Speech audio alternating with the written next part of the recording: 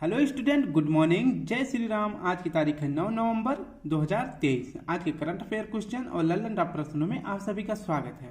आप सभी से रिक्वेस्ट है कि प्लीज वीडियो को पूरा देखा करें, एक लाइक, एक शेयर और एक कमेंट जरूर किया करें। तो चलिए शुरू करते हैं। अगर जिसको इसका पीडीएफ चाहिए तो इस वीडियो के कमेंट बॉक्स के नीचे मैं अपना टेलीग्राम लिंक दे दूंगा, आप वहां से इसका पीडीएफ डाउनलोड कर सकते हैं। तो आज का पहला प्रश्न है, हाल ही में पहली बार T20 सैयद मुश्ताक अली ट्रॉफी किसने जीती है? तो इसका सही जवाब हो जाएगा पंजाब ने। ठीक है, अब इसकी व्याख्या देखते हैं। सैयद मुश्ताक अली ट्रॉफी का आयोजन कहाँ किया गया है? तो इसका आयोजन किया गया मोहाली, पंजाब में। ठीक है, सैयद मुश्ताक अली ट्रॉफी यह किस फॉर्मेट का है? तो यह T20 फॉर्मेट का है और अभी फाइनल मैच में जो है पंजाब और बड़ौदा के बीच यह मैच खेला गया था, जिसमें जो है पंजाब जीत जाता है और बड़ौदा हार जाता है। तो इसका विजेता कौन होता है? विजेता पंजाब हो जाता है और उप विजेता कौन होता है? तो बड़ौदा होता है। और पहली बार जो है सैयद मुश्ताक अली ट्रॉफी कब खेली गई थी? तो 2006 और 7 में खेला गया था। और इसमें जीता कौन था? तो इसमें जीता था कर्नाटक। नेक्स्ट प्रश्न देखते हैं, रणजी ट्रॉफी यह जो है किसने जीती है? तो यह जीता है सौराष्ट्र ने। इसके बाद Ranji trophy, Deodhar trophy, Duleep trophy, CK Naidu trophy और विजय हरारे ट्रॉफी, ये सभी किस खेल से संबंधित ट्रॉफी हैं? ये सभी संबंधित है क्रिकेट से। ठीक है, ये सभी ट्रॉफियां क्रिकेट से संबंधित है। और दिलीप ट्रॉफी किसने जीता है? तो यह दक्षिण ने जीता है। संतोष ट्रॉफी, इसका आयोजन कहाँ किया गया है? तो इसका आयोजन किया गया है रियाद। और यह संतोष ट्रॉफी किस खेल से संबंधित ट्रॉफी है? तो यह फुटबॉल से संबंधित है। फाइनल में कर्नाटक और मेघालय ने भिड़ंत करी थी, जिसमें कर्नाटक जीत जाता है और मेघालय हार जाता है। तो विजेता कर्नाटक और उप विजेता मेघालय है। संतोष ट्रॉफी का विजेता कर्नाटक और उप विजेता मेघालय है, इसको आप याद रखेंगे। नेक्स्ट है राइडर कप, यह किस खेल का कप है? तो यह गोल्फ की ट्रॉफी है। राइडर कप किसका है? यह गोल्फ की ट्रॉफी है, इसको आप याद रखेंगे। सेकेंड प्रश्न देखते हैं। प्रश्न है दूसरा, स्टूडेंट, हाल ही में किस देश के प्रधानमंत्री, एक सेकेंड, हाल ही में किस देश के प्रधानमंत्री एंटोनियो कोस्टा ने भ्रष्टाचार के आरोपों के कारण पद से इस्तीफा दे दिया है? तो प्रधानमंत्री एंटोनियो कोस्टा किस देश के हैं? तो यह पुर्तगाल के प्राइम मिनिस्टर हैं। अब देखते हैं, पुर्तगाल के प्राइम मिनिस्टर एंटोनियो कोस्टा ने इस्तीफा दे दिया, किस कारण? क्योंकि उनके पद पर जो है भ्रष्टाचार का आरोप लगा था, इस कारण उन्होंने अपने पद से रिजाइन दे दिया है। अभी वो जो है रिजाइन दिए हैं, जब तक कि कोई नया पीएम नहीं बन जाता तब तक वो अपने पद पर बने रहेंगे और उनका भ्रष्टाचार साबित होने तक वो जो है इस्तीफा देकर हटे रहेंगे। और जब भ्रष्टाचार का अगर आरोप साबित होता है तो वो हट जाएंगे, अगर नहीं होता तो फिर दोबारा वो पीएम बन जाएंगे। पुर्तगाल की राजधानी का क्या नाम है? पुर्तगाल की राजधानी का नाम है लिस्बॉन। और स्पेन की राजधानी का क्या नाम है? मैड्रिड। इस पुर्तगाल की राजधानी का लिस्बॉन और स्पेन की राजधानी का नाम है मैड्रिड। अब हम पुर्तगाल और स्पेन को क्यों पढ़ा रहे हैं? क्योंकि ये दोनों एक ही द्वीप पर स्थित हैं, जिसका क्या नाम है?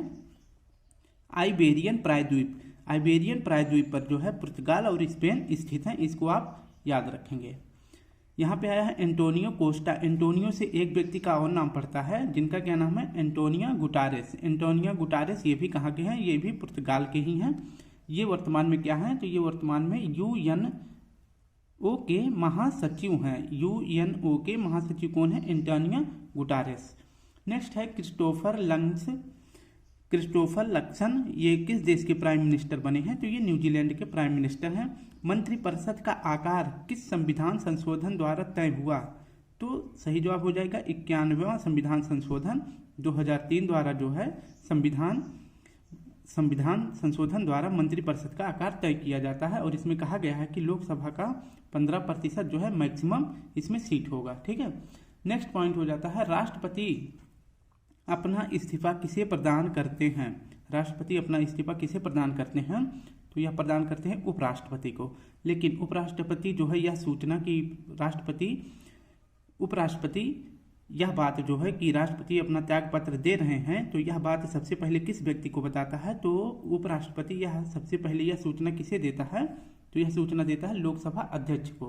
राष्ट्रपति अपना इस्तीफा देंगे उपराष्ट्रपति को, लेकिन जैसे इनको ये पता चलेगा कि जो है राष्ट्रपति अपना इस्तीफा दे रहे हैं, तो ये व्यक्ति जाकर लोकसभा अध्यक्ष को यह बात बता देगा कि जो है राष्ट्रपति जो है इस्तीफा देना चाहते हैं। प्रश्न 3 है, केंद्र सरकार ने किसके साथ पहला रेल लिंक कोकराझार गेलेफू प्रारंभ करेगा?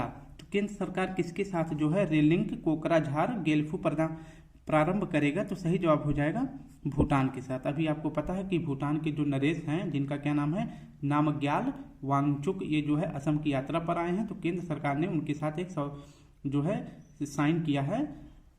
तो उसमें क्या कहा गया है कि जो है भारत और भूटान के बीच जो है एक रेल लिंक परियोजना बनेगा। इसके लिए जो है कहाँ के, भूटान के जो नरेश हैं, यानी उन्हें राजा कहा जाता है, उनके साथ जो है साइन किया गया है। कहाँ से कहाँ तक?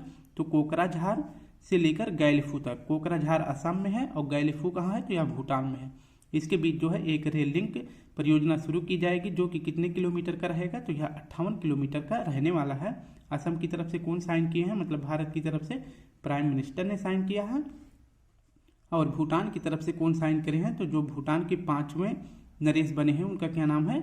नामग्याल वांगचुक, इन्होंने साइन किया है। अब भूटान की राजधानी का क्या नाम है? तो भूटान की राजधानी का नाम है थिम्पू।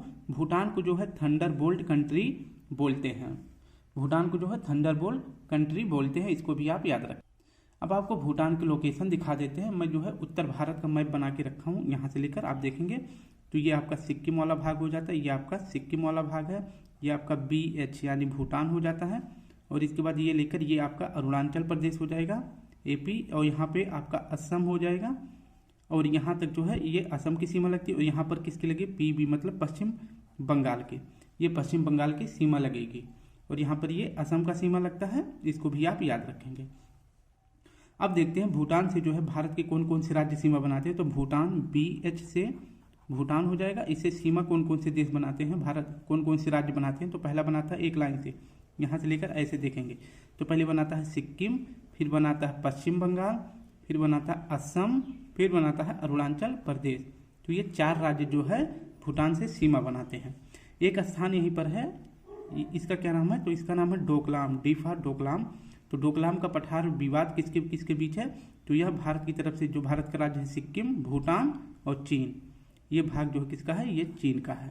ठीक है, तो डोकलाम का पठार विवाद किसके बीच में है? तो सिक्किम, इधर चाइना और इधर भूटान, इसको भी आप याद रखेंगे। अब नेक्स्ट प्रश्न देखते हैं, मैत्री पाइपलाइन परियोजना किसके बीच शुरू किया गया है? तो यह परियोजना शुरू किया गया है इंडिया और बांग्लादेश के बीच में। और क्यों शुरू किया गया है? तो डीजल सप्लाई के लिए। नमो भारत ट्रेन किसके बीच शुरू हुई है? तो नमो भारत ट्रेन जो है दिल्ली, गाजियाबाद और मेरठ के बीच शुरू होगी। लेकिन फिलहाल अभी उद्घाटन सिर्फ किया गया है 17 किलोमीटर के लिए।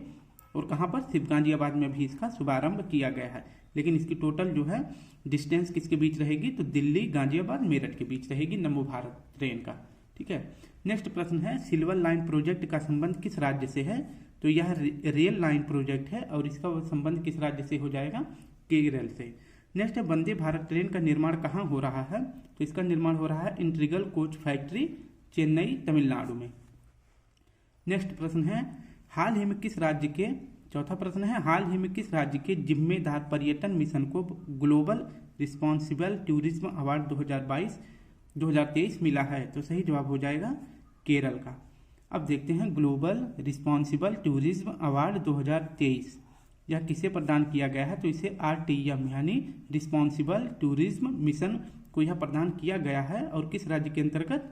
तो यह केरल राज्य को दिया गया है। और एक देश को दिया गया है, इस देश का क्या नाम है? तो एस्वाटिनी। इस देश का क्या नाम है? इस देश का नाम है एस्वाटिनी। और केरल दोनों को एक साथ दिया गया है, मतलब दोनों को संयुक्त रूप से यह पुरस्कार दिया गया है। एस्वाटिनी देश किस जो है महाद्वीप में है? तो यह है यह है अफ्रीका महाद्वीप में। एस्वाटिनी देश किस देश में है, किस महाद्वीप में है? तो यह अफ्रीका महाद्वीप में है। और इसकी लोकेशन क्या रहेगी? तो आप देखेंगे कि जो है अफ्रीका महाद्वीप में सबसे नीचे वाला देश कौन सा है? दक्षिण अफ्रीका। ठीक है, दक्षिण अफ्रीका में एस्वाटिनी देश स्थित है। अब यहाँ इसकी लोकेशन क्या है? तो सबसे नीचे देखेंगे एक देश यहाँ पर है जिसका क्या नाम है? स्वाजीलैंड। स्वाजीलैंड का वर्तमान नाम बदल के क्या रख दिया गया है? तो इसका नाम बदल के रख दिया गया है एस्वाटिनी देश। और एक देश और है जो कि दक्षिण अफ्रीका के चारों तरफ से घिरा हुआ है, जिसका क्या नाम है? लेसोथो। ठीक है, इसको आप याद रखेंगे। अब नेक्स्ट देख लेते हैं, UNWTO द्वारा सर्वश्रेष्ठ पर्यटन गांव किसे घोषित किया गया है? तो इसे घोषित किया गया है धोरडो गांव, जो कि किस राज्य में है? तो यह गुजरात राज्य में है। नेक्स्ट है, रायमन मैग्सेसे अवार्ड 2023 किसे दिया गया है? यह दिया गया है रवि कन्नन जी को, और ये क्या है? ये ऑन्कोलॉजिस्ट हैं। और पहला जो है रायमन मैग्सेसे अवार्ड किसे मिला था? तो विनोबा भावे जी को यह पुरस्कार दिया गया था। नेक्स्ट है कि साहित्य का नोबेल पुरस्कार किसे दिया गया है? तो यह दिया गया है जॉन फ्रांसे को। साहित्य में ना फंसे मेरी जान, ये इसका ट्रिक होता है। तो साहित्य का नोबेल पुरस्कार किसे दिया गया है? जॉन फ्रांसे को। और ये किस देश के हैं? तो ये नॉर्वे के हैं। 53वां दादा साहेब फाल्के पुरस्कार किसे दिया गया है? तो ये वहीदा रहमान जी को दिया गया है। और पहला किसे दिया गया था? तो इसे दिया गया था देवकी रानी जी को। ठीक है, इसको आप याद रखेंगे। नेक्स्ट प्रश्न है, विश्व बौद्धिक संपदा संकेतक रिपोर्ट 2022 के अनुसार सर्वाधिक पेटेंट आवेदन करने वाला देश कौन सा है? तो 2022 में बौद्धिक संपदा संकेतक रिपोर्ट में सबसे ज़्यादा पेटेंट जो है सर्वाधिक पेटेंट आवेदन करने वाला देश कौन सा है? तो सही जवाब हो जाता है आपका ऑप्शन डी, चीन। अब इसकी व्याख्या देखते हैं, पेटेंट कौन प्रदान करता है? तो यह प्रदान करता है WIPO, यानी वैश्विक बौद्धिक संपदा संगठन। इसका जो है यह फुल फॉर्म होता है। और WIPO की स्थापना कब हुई थी? तो इसकी स्थापना हुई थी 1967 में। और WPIO का हेडक्वार्टर कहाँ है? तो इसका हेडक्वार्टर है जिनेवा, स्विट्जरलैंड में। WPO का अगर फुल फॉर्म देखेंगे अंग्रेजी में तो वो हो जाता है वर्ल्ड इंटेलेक्चुअल प्रॉपर्टी ऑर्गेनाइजेशन, इसका फुल फॉर्म होता है। इसको आप याद रखेंगे। WIPO में जो कितने देश हैं? 193 देश इसमें सम्मिलित हैं। और इसके वर्तमान WIPO के हेड कौन है? तो डेरेन टंग इसके वर्तमान हेड हैं। और यह जारी क्या करता है? तो यह जारी करता है IP, मतलब बौद्धिक संपदा, इंटेलेक्चुअल प्रॉपर्टी, यह जो है जारी करता है। IP क्या होता है? तो IP होता है मस्तिष्क की उपज, मतलब कोई सा नया सा शब्द या कोई नया सा प्रोडक्ट जो अपने मन से कोई उत्पादित कर दे। जैसे किसी चीज़ का लोगो हो गया, या कोई डिश हो गया, या कोई जो है पेटेंट हो गया, कॉपीराइट हो गया, ट्रेडमार्क हो गया, या कोई निशान हो जाता है, तो उसे कहते हैं IP। ठीक है, जो खुद से बनाया जाए अपने मन मस्तिष्क से, उसे जो है IP कहते हैं। तो इसमें जो है पेटेंट के मामले में आवेदन करने वाला पहला देश कौन सा है? तो पेटेंट जो है कितने साल के लिए दिया जाता है? या 20 साल के लिए दिया जाता है। और GI टैग कितने साल के लिए दिया जाता है? तो यह 10 साल के लिए दिया जाता है। तो पेटेंट में पहले स्थान पर आवेदन करने वाला देश चीन है, दूसरे पर USA और तीसरे पर जापान। और ट्रेडमार्क फाइलिंग में पहले स्थान पर भी चीन है, और दूसरे पर USA और तीसरे पर तुर्की है। और इसके बाद औद्योगिक डिजाइन में कौन है? तो औद्योगिक डिजाइन में भी चीन पहले पर है, दूसरे तुर्की है, और तीसरे पर जर्मनी, और चौथे पर USA है। ठीक है, USA, इसको आप याद रखेंगे। अब देखते हैं चुरपी पनीर, इसे GI टैग दिया गया था, यह किस राज्य का है? तो चुरपी पनीर हो जाता है अरुणाचल प्रदेश का। और ये चुरपी पनीर किस जानवर के दूध से बनता है? तो याक नहीं होता है, वाइफार याक के दूध से जो है चुरपी पनीर बनाया जाता है। बसोहली पेंटिंग जो कि जम्मू कश्मीर का है, इसे GI टैग दिया गया है, इसको भी आप याद रखेंगे। GI टैग का अधिनियम कब आया था? तो 1999 में GI टैग का एक्ट आया था। और पहली बार 2004 में किसे दिया गया था? तो यह दार्जिलिंग की चाय को दिया गया था, जो कि पश्चिम बंगाल का है। ठीक है, जो कि पश्चिम बंगाल का है, इसको भी आप याद रखेंगे। नेक्स्ट प्रश्न है, हाल ही में चर्चा में रहे मूवमेंट डू 23 मार्च या M23 विद्रोहियों का संबंध किससे है? तो आपका प्रश्न है कि M23 विद्रोहियों का संबंध किससे है? तो सही जवाब हो जाएगा कांगो रिपब्लिक ऑफ गणराज्य। ठीक है, लोकतांत्रिक गणराज्य जो है, इसका सही जवाब हो जाएगा। अब देखते हैं M23, इसे जो है क्या कहते हैं? मूवमेंट डू 23 कहते हैं। M23 क्या है? यह एक विद्रोही गैंग है। और यह कहाँ पाया जाता है? तो यह कांगो लोकतांत्रिक गणराज्य में पाया जाता है, जिसे क्या कहते हैं? जायरे भी कहते हैं। और इसका विद्रोह जो है, M23 का विद्रोह किसके साथ हो रहा है? तो इसका विद्रोह हो रहा है मिलिशिया के साथ, जो कि सरकार के वफादार है। मिलिशिया सरकार का वफादार है, और M23 ये विद्रोही हैं। इन दोनों के बीच जो है संघर्ष हो रहा है, जिसके चलते वहाँ से लोगों का पलायन कितना % हो गया है?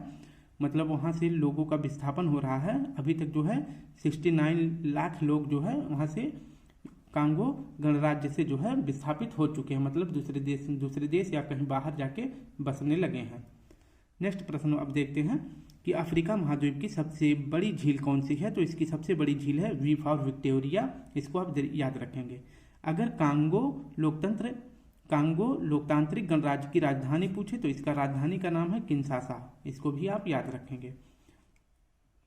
कौन सी नदी भूमध्य रेखा को 2 बार काटती है। अब हम भूमध्य रेखा, कर्क रेखा और मकर रेखा तीनों को एक ही बार में सॉल्व कर लेते हैं। माही नदी यह किसे 2 बार काटती है, तो कर्क रेखा को 2 बार काटती है। माही नदी जो है अपने उड़ीसा में बहती है, इसको आप याद रखेंगे। और कांगो नदी यह जो है किसे 2 बार काटती है, तो यह भूमध्य रेखा को काटती है। और लिम्पोपो नदी यह मकर रेखा को 2 बार काटती है। तो हमारा सही जवाब हो जाएगा भूमध्य रेखा को 2 बार काटने वाली नदी कौन सी है, तो यह कांगो नदी है। नेक्स्ट प्रश्न है मीठे पानी की सबसे बड़ी झील कौन सी है। तो मीठे पानी की सबसे बड़ी झील है सुपीरियर झील। और दूसरे नंबर पर कौन सी है, तो मिशिगन झील, जो कि पूर्ण रूप से अमेरिका में स्थित है। और सुपीरियर झील जो है अमेरिका और कनाडा की सीमा पर स्थित है। विश्व में 2 सर्वाधिक जैव विविधता वाले स्थान कौन से हैं। 2 जैव विविधता वाले स्थान हैं, एक तो है अमेजॉन और दूसरा है कांगो। अमेजॉन जो है ब्राजील यानी दक्षिण अमेरिका में है, और कांगो जो है ये अफ्रीका महाद्वीप में है, इसको भी आप याद रखेंगे। ठीक है, ये अफ्रीका महाद्वीप में है। नेक्स्ट प्रश्न देखते हैं। प्रश्न 7 है हाल ही में एक माह में 16.1 मिलियन टन का सर्वाधिक कार्गो संभालने वाला भारत का पहला बंदरगाह कौन सा बन गया है। कार्गो मीन्स होता है जो सामान को जहाज पे लाद कर इधर उधर किया जाता है, उसे जो है कार्गो एक शब्द में बोला जाता है। तो इसका सही जवाब कौन सा हो जाएगा कि भारत का कौन सा ऐसा बंदरगाह है जो 16.1 मिलियन टन का सर्वाधिक कार्गो संभालने वाला भारत का पहला बंदरगाह बन गया है। तो आपका सही जवाब हो जाएगा मुद्रा पोर्ट। अब देखते हैं मुद्रा पोर्ट यह कहाँ है, तो यह गुजरात में है। मुद्रा पोर्ट जो है भारत का पहला प्राइवेट पोर्ट है, और जो है यह किसका पोर्ट है, तो प्राइवेट पोर्ट है। तो इसका मतलब आपके माइंड में कहीं ना कहीं आ ही जा रहा होगा, तो यह अडानी का पोर्ट है। और इसकी स्थिति क्या है, तो मुद्रा पोर्ट स्थित है गुजरात के कच्छ की खाड़ी में। अब कच्छ की खाड़ी जो ऐसे करके ऐसे गुजरात का ये वाला मैप बना नहीं ऐसे करके, तो कच्छ की खाड़ी यहाँ पे स्थित है। ठीक है, कच्छ की खाड़ी में जो है ये मुद्रा पोर्ट बनाया गया है, इसको आप याद रखेंगे। इसने जो है एक माह में 16.1 मिलियन टन का कार्गो इधर उधर करा है, मतलब कार्गो हैंडल करने वाला भारत का पहला पोर्ट बन गया है। तो आपका सही जवाब हो जाएगा मुद्रा पोर्ट, ऑप्शन डी। निर्यात और भारत का सबसे ज्यादा निर्यात करने वाला राज्य कौन सा बन गया है, तो निर्यात करने के मामले में पहला राज्य बन गया है भारत का गुजरात। अगर पूछे जिला कौन सा है, तो ये जामनगर है गुजरात का। चाबहार बंदरगाह यह कहाँ पर है, तो यह ईरान में है। और किसने बनाया था, तो इंडिया ने बनाया था चाबहार बंदरगाह को। दुक्कम पोर्ट भारत ने किस देश में बनाया है, तो दुक्कम पोर्ट यह कहाँ है, यह ओमान में है, यह भी भारत ने बनाया है। नेक्स्ट है ग्वादर पोर्ट, यह कहाँ पर है, तो यह ग्वादर पोर्ट जो है पाकिस्तान में है, लेकिन बनाया किसने है, तो यह चीन ने बनाया है। हम्बन टोडा किस देश में स्थित है, यह स्थित है श्रीलंका में, लेकिन श्रीलंका ने जो है चीन को दे दिया है कितने वर्षों के लिए, तो 99 वर्षों के लिए जो है 99 ईयर्स यानी 99 सालों के लिए जो है चीन को लीज पर दे दिया है। अब नेक्स्ट प्रश्न देखते हैं। हाल ही में जनजातीय कला प्रदर्शनी मूक वार्ता हाशिए से केंद्र तक का आयोजन कहाँ हुआ है, तो मूक वार्ता जो है कहाँ पे हुआ है, नई दिल्ली में। अब देखते हैं मूक वार्ता हाशिए से केंद्र तक इसकी प्रदर्शनी कहाँ हो रही है, तो इसकी प्रदर्शनी हो रही है नई दिल्ली में। और कौन करवा रहा है, तो मूक वार्ता करवा रहा है राष्ट्रीय बाघ संरक्षण प्राधिकरण, एक ये हो गया, और दूसरा पर्यावरण मंत्रालय, और तीसरा जो है सांकला फाउंडेशन। तो ये तीनों मिलकर जो है मूक वार्ता का आयोजन कर रहे हैं। इसमें जो है क्या किया जा रहा है, तो इसमें किया जाएगा जनजातीय कला प्रदर्शनी इसमें की जा रही है, जिसकी शुरुआत किसके द्वारा की गई थी, तो इसकी शुरुआत जो है राष्ट्रपति द्रौपदी मुर्मू जी के द्वारा की गई है। ठीक है, अब देखते हैं जो महत्वपूर्ण जनजाति हैं। टोडा जनजाति कहाँ पाई जाती है, तो यह नीलगिरी पहाड़ी में पाई जाती है, जो कि तमिलनाडु में है। गुर्जर और बकरवाल जनजाति कहाँ पाई जाती है, तो यह जम्मू कश्मीर में पाई जाती है। सहारिया और कठोरी जनजाति कहाँ पाई जाती है, यह राजस्थान में पाई जाती है। बुशमैन जनजाति कहाँ पाई जाती है, तो बुशमैन जनजाति बोत्सवाना और कालाहारी मरुस्थल में पाई जाती है, और ये दोनों स्थान कहाँ पे हैं, तो यह दोनों अफ्रीका महाद्वीप में स्थित हैं। भूटिया और लेप्चा ये दो जनजाति कहाँ पाई जाती है? तो यह सिक्किम में पाई जाती है। भूटिया और लेप्चा कहाँ पाई जाती है? सिक्किम में। गारो, खासी, जयंतिया कहाँ पाई जाती है? तो यह पाई जाती है मेघालय में, याद रखेंगे। प्रश्न 9 है, हाल ही में विश्व रेडियोग्राफी दिवस 2023 कब मनाया गया? तो इसका सही जवाब हो जाएगा ऑप्शन डी, 8 नवंबर को। विश्व रेडियोग्राफी यानी कि जब कोई आप एक्सरे करवाने जाते हैं तो उसी को बोलते हैं रेडियोग्राफी। वर्ल्ड रेडियोग्राफी डे कब मनाया जाता है? तो यह 8 नवंबर को मनाया जाता है। और पहली बार कब मनाया गया था? तो 2012 में यह मनाया गया था। 8 नवंबर को ही क्यों मनाया जाता है? तो यह मनाया जाता है 8 नवंबर को इसलिए क्योंकि 8 नवंबर 1895 को राटजन ने एक्सरे की खोज करी थी, इसलिए जो है विश्व रेडियोग्राफी दिवस 8 नवंबर को मनाया जाता है। इस बार इसकी थीम क्या है? तो इसकी थीम है रोगी सुरक्षा का जश्न मनाना। रोगी सुरक्षा का जश्न मनाना इस बार इसकी यह थीम है। अब देखते हैं भौतिक का पहला नोबेल पुरस्कार किसे दिया गया था? तो यह दिया गया था राटजन को, उनकी एक्सरे की खोज करने के लिए। तो भौतिक का पहला नोबेल किसे दिया गया था? राटजन को। वर्ल्ड वेगन डे कब मनाया जाता है? किस तारीख को? तो वर्ल्ड वेगन डे मनाया जाता है 1 नवंबर को। वेगन डे मतलब होता है शाकाहारी। शाकाहारी में जो सिर्फ पौधे से अपना भोजन खाते हैं, मतलब ग्रहण करते हैं सिर्फ पौधे से, दूध और अंडा तक भी नहीं आप खा सकते हैं इसमें। नेक्स्ट है वर्ल्ड लीगल सर्विस डे, यह कब मनाया जाता है? तो यह आज की तारीख 9 नवंबर को मनाया जाता है।